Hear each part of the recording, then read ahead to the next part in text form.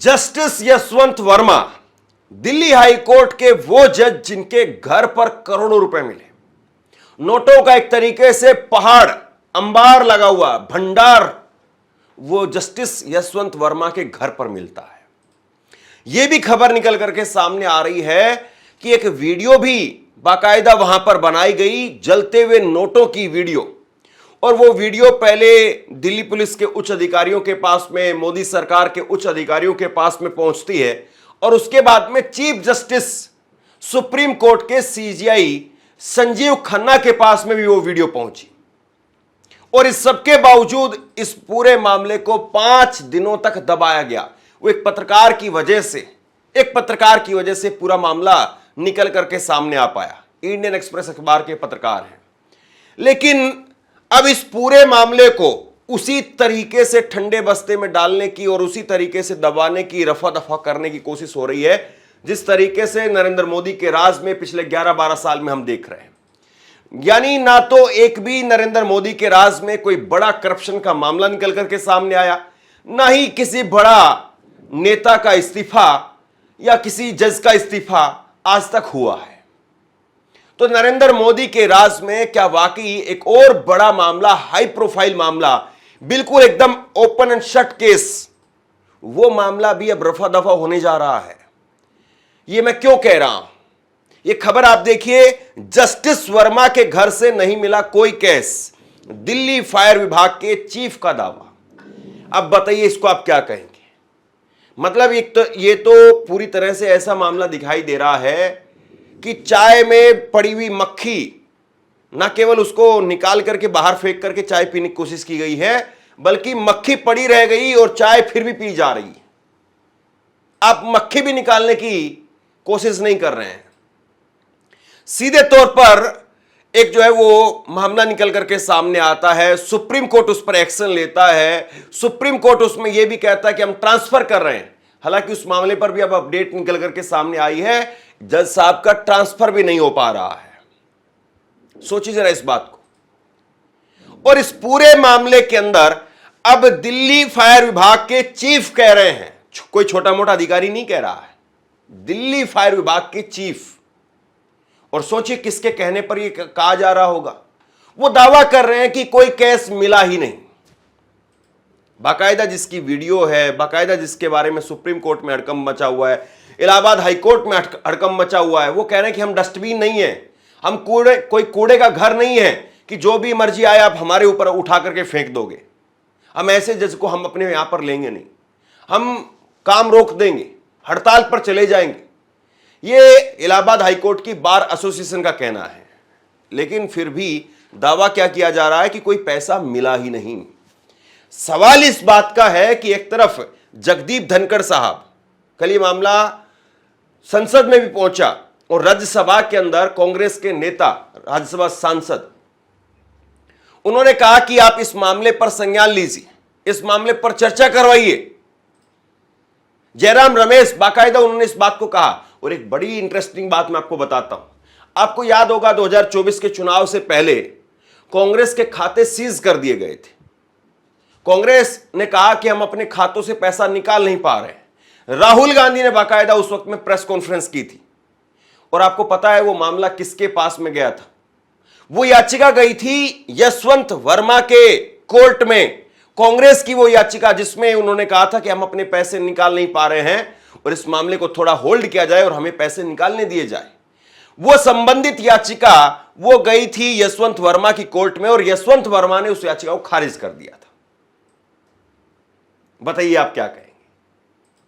और अब जब कांग्रेस के सांसद वो जगदीप धनखड़ से कह रहे हैं कि आप इस पर चर्चा करवाइए कि एक जज के घर पर करोड़ों रुपए मिल रहे हैं, तो जगदीप धनखड़ कह रहे हैं कि हम इस मामले का बाद में संज्ञान लेंगे, इस पर विस्तार से चर्चा करेंगे।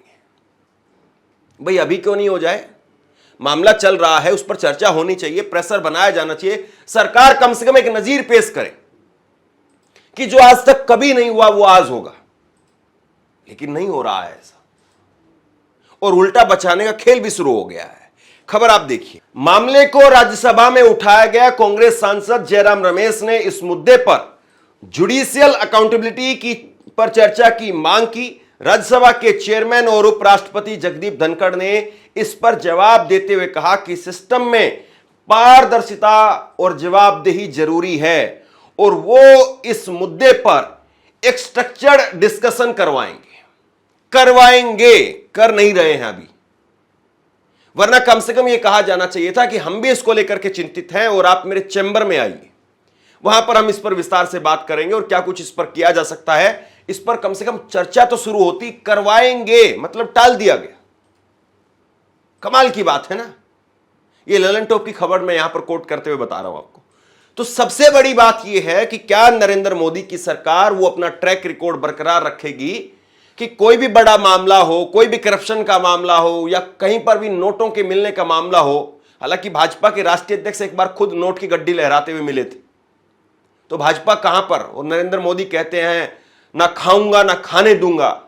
तो नरेंद्र मोदी की सरकार वो सामने आए और वो कहे कि हम महाअभियोग चला रहे हैं और इस जज का इस्तीफा होगा, इस जज को हटाया जाएगा।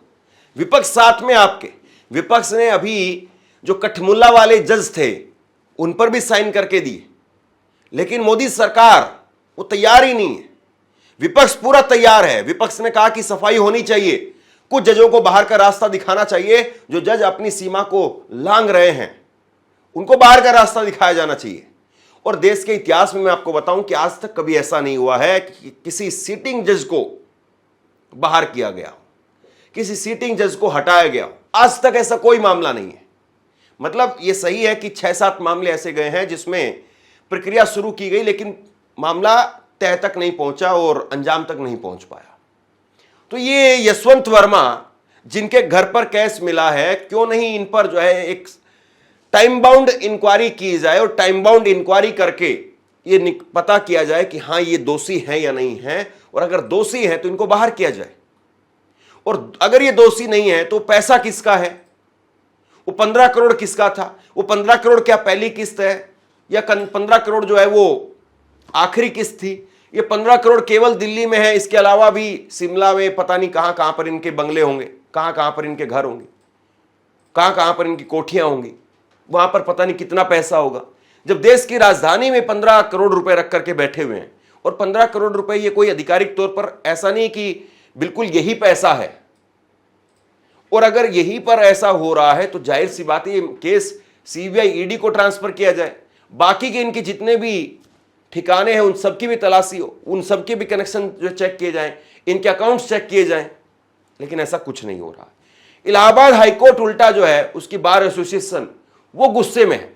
इलाहाबाद हाईकोर्ट ने सीधे तौर पर कहा कि हम कोई कूड़े का डिब्बा नहीं है, जो जस्टिस वर्मा को यहां पर भेज रहे हैं हम भ्रष्ट लोगों को स्वीकार नहीं करेंगे।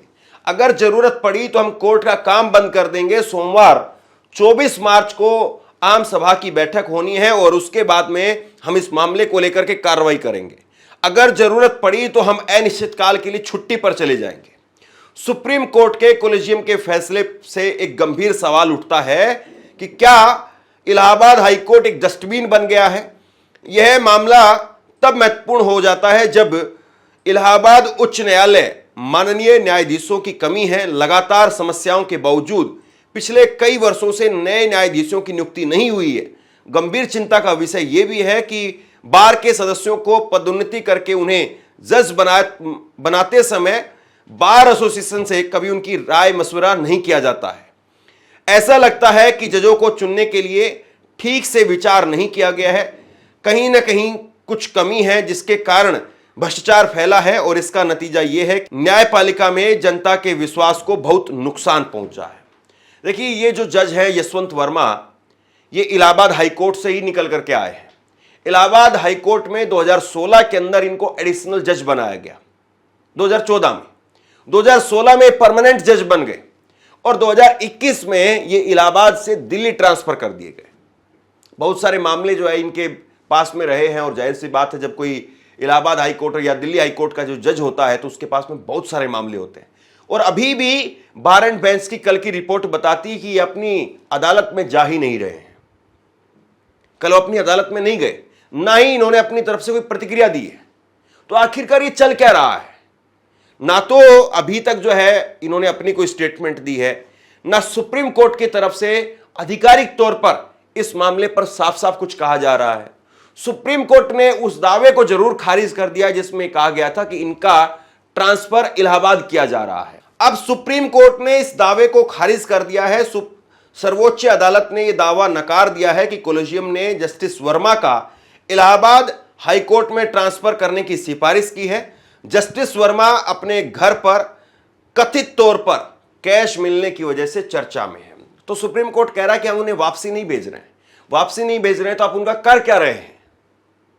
और अब जो है वो इस मामले में जो ताजा अपडेट निकल करके सामने आ रही है उसमें पता चल रहा है कि सीजीआई ने chief justice Delhi high court को उनको कहा है कि आप इसमें तहकीकात करिए और तहकीकात करके वो रिपोर्ट मुझे सबमिट कीजिए। दिल्ली हाई कोर्ट के चीफ जस्टिस ने जस्टिस यशवंत वर्मा के खिलाफ इन हाउस इंक्वायरी शुरू कर दी है। बार एंड बेंच की रिपोर्ट के मुताबिक सुप्रीम कोर्ट ने एक प्रेस रिलीज में साफ किया है कि जस्टिस वर्मा के तबादले का मामला उनके खिलाफ चल रही जांच से अलग है। सुप्रीम कोर्ट ने कहा कि जस्टिस यशवंत वर्मा के घर पर हुई घटना के संबंध में गलत जानकारी और अफवाहें फैलाई जा रही है।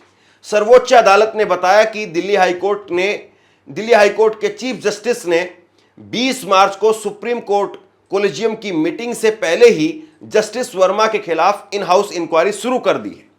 दिल्ली हाईकोर्ट के चीफ जस्टिस आज सुप्रीम कोर्ट के चीफ जस्टिस को रिपोर्ट सौंपेंगे जिसके आधार पर आगे का एक्शन लिया जाएगा। देखिए ये तारीखें, ये बैठकें, ये इंक्वायरी अगर किसी अंजाम तक नहीं पहुंची तो फिर आप मान करके चलिए कि इस देश में जो एक धड़ा बचा है जिस पर लोग थोड़ा बहुत यकीन कर रहे हैं। हम भी बहुत बार कहते हैं कि इस देश में अगर थोड़ी बहुत भी डेमोक्रेसी बची हुई है तो उसमें कोर्ट का बड़ा हाथ है। यानी कोर्ट के योगदान की वजह से ही इस देश में डेमोक्रेसी बची हुई है, वरना नेता, पार्टियां, सत्ता वो तो इस देश की डेमोक्रेसी को लगातार कुचल रहे हैं, खा रहे हैं, निगल रहे हैं। अगर इस देश में थोड़ी बहुत डेमोक्रेसी है तो उसमें अलग अलग कोर्ट, उनके जजों का हाथ है, उनके फैसलों का हाथ है। बीच बीच में सुप्रीम कोर्ट हो चाहे अलग अलग हाई कोर्ट हो, उनमें कुछ ऐसे फैसले निकल करके सामने आते हैं जो इस देश की डेमोक्रेसी को ऑक्सीजन देने का काम करते हैं, ब्लड देने का काम करते हैं, इस देश की डेमोक्रेसी को जिंदा रखने का काम करते हैं। लेकिन अगर इस देश के अंदर जज बिक गए हैं, अदालतें बिक चुकी हैं, तो फिर इस देश की डेमोक्रेसी का क्या होगा?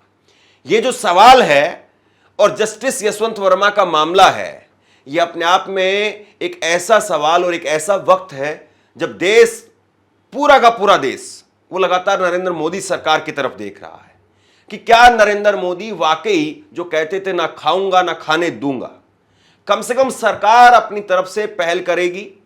सरकार कहेगी कि हम चाहते हैं कि महाअभियोग चलाया जाए, इस पर हम भी साथ हैं। विपक्ष को लेकर के सरकार इस मामले में आगे बढ़ेगी, जबकि विपक्ष तो पहले से ही कह रहा है कि कुछ जज, क्योंकि हम देख रहे हैं जजों की आजकल हालत क्या है, कोई कभी किसी बहन बेटी को लेकर के गलत फैसला देता है, कभी कोई कहता है कि पाकिस्तानी कहना, मियां तिया कहना गलत नहीं है, कोई कुछ कहता है, कोई कुछ कहता है, कोई राज्यसभा चला जाता है। तो जजों की जो हालत है उसमें विपक्ष कह रहा है कि कुछ जजों को बाहर का रास्ता दिखाना बहुत जरूरी है। खैर, अब इस मामले में सुप्रीम कोर्ट क्या करता है, केंद्र सरकार क्या करती है और क्या नैतिकता के आधार पर जस्टिस यशवंत वर्मा वो खुद से सामने आते हैं, जिम्मेदारी लेते हैं। हालांकि उम्मीद की नहीं जानी चाहिए, जो आदमी यहां तक पहुंचा है, जाहिर सी बात है वो उसने बहुत सारी जगह पर कॉम्प्रोमाइज किए होंगे और उसकी जो चमड़ी होती है, उसकी जो आत्मा होती है, उसका जो जमीर होता है वो बहुत पहले मर चुका होता है।